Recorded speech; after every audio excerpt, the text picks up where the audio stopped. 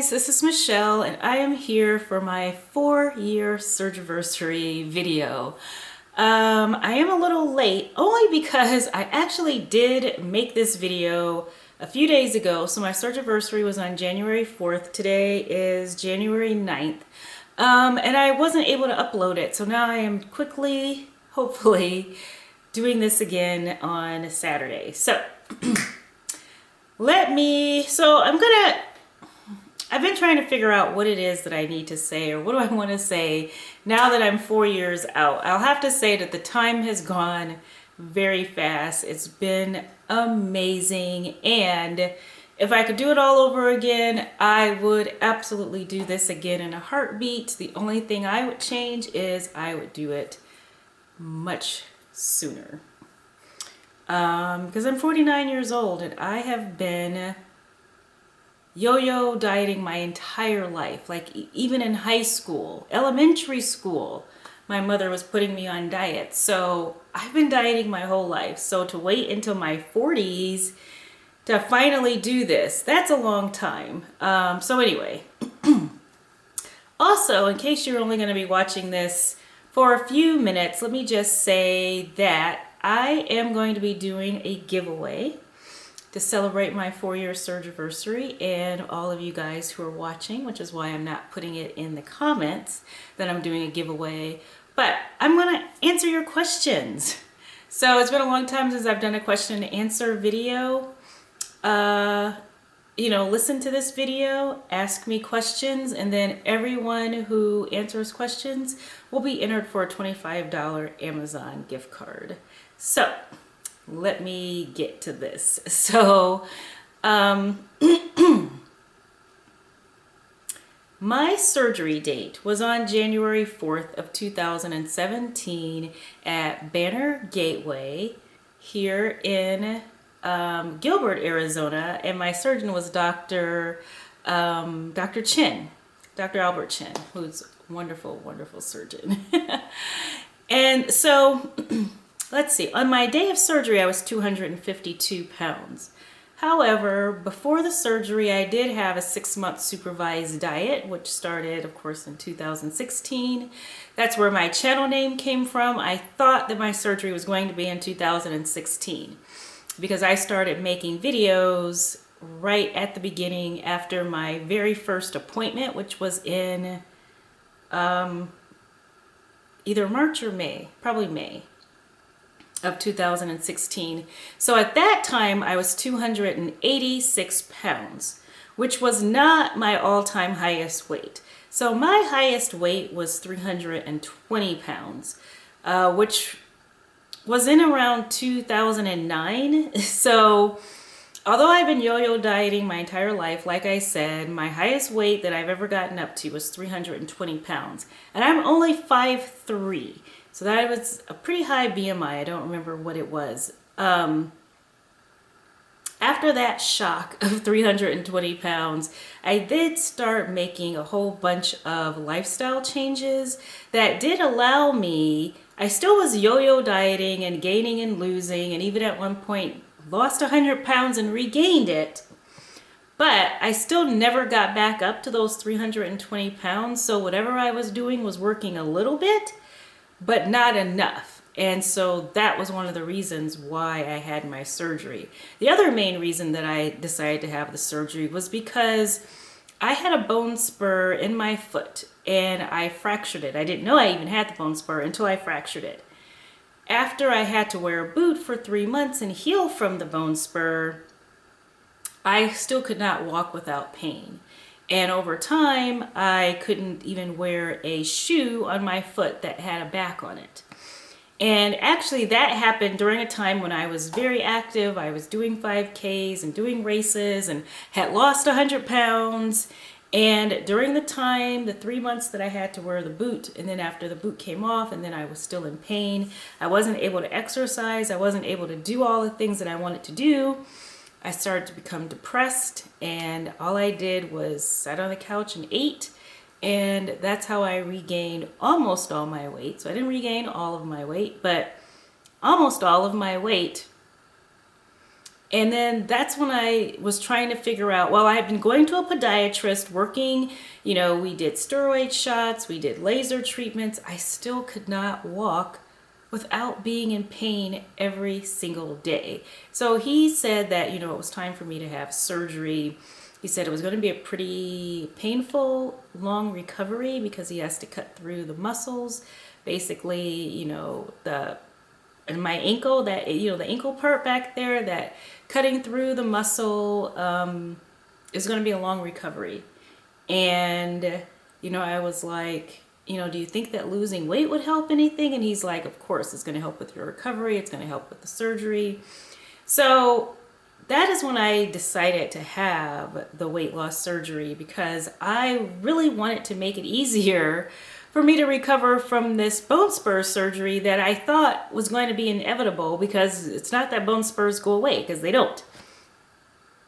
And then also at the same time, I had already, I had high blood pressure. I was pre-diabetic. This was all recent, like all in the same year, really, all of a sudden. I was pre-diabetic, I had high blood pressure, and my cholesterol numbers were creeping up.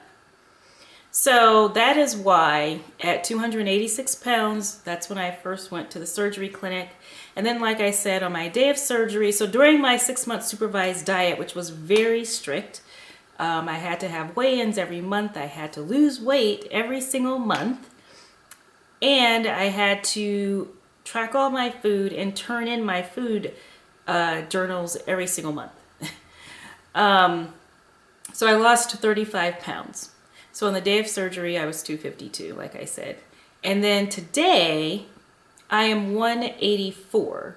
So since the start of the whole process, I'm down 103 pounds. Since I had surgery, I'm down 68 pounds. And then from my all-time highest weight, I am down 136 pounds. So compared to last year, I weigh 2 pounds more than I did at this time last year. So if you've been watching my videos last year, I started dealing with some health issues. And that is actually kind of when my regain started. It wasn't because of this COVID. I had started gaining weight last year because I was dealing with these health issues, and I was more focused on that and comfort eating, than I was with doing all the things that I need to be doing. So it feels pretty good to only be 2 pounds up from where I was in January of last year. But I want to get back down. So my surgeon's goal weight for me was 168 pounds. No, 169 pounds was his goal for me, which would give me a BMI, oh shoot, I can't remember. I can't remember if it's a BMI of 30 or a BMI of 29. I think it's 29.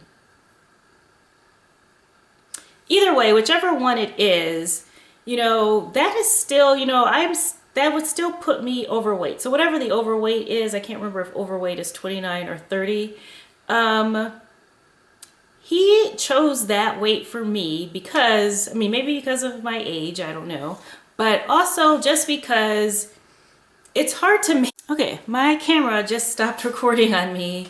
And so I don't know what I was saying when it stopped recording. So what I was saying is that if you've watched most of my journey, most of the time I have been doing things in moderation.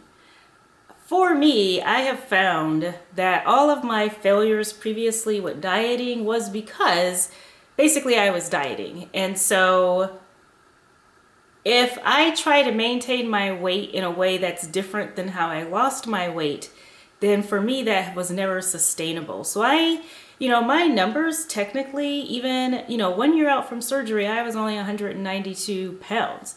I only made it down to 192 pounds because pretty much I started doing things in moderation almost from the very beginning, because I didn't think that it made sense for me to get down to a very, very low weight that I knew that I couldn't sustain.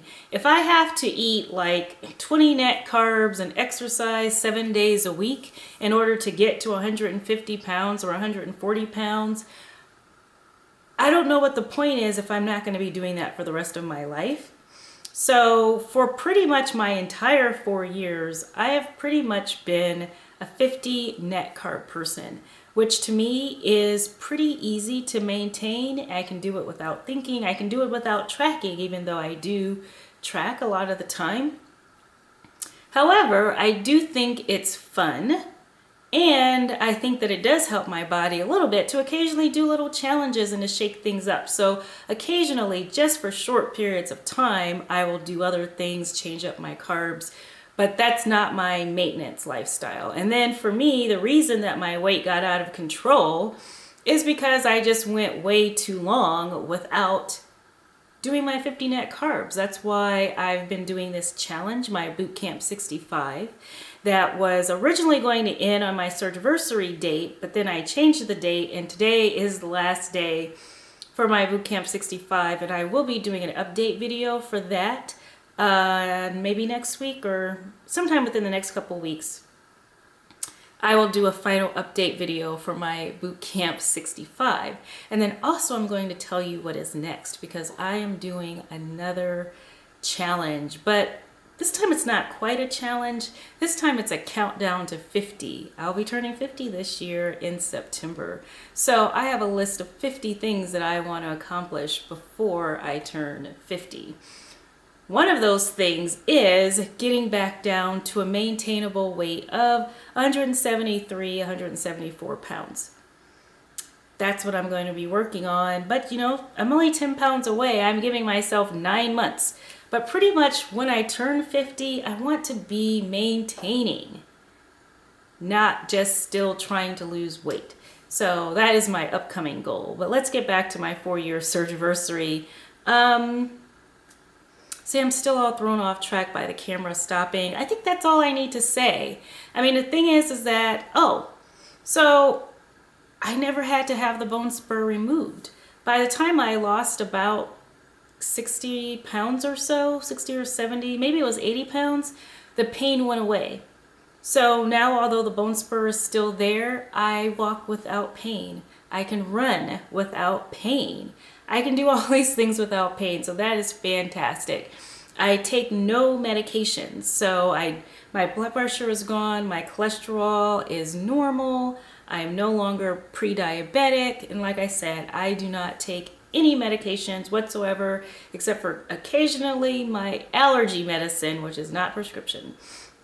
So I don't suffer from heartburn, GERD, now I do have this sudden onset kind of IBS or whatever it is, but like I said, in general, I am very healthy. I am doing well. The surgery was the best thing that I ever did.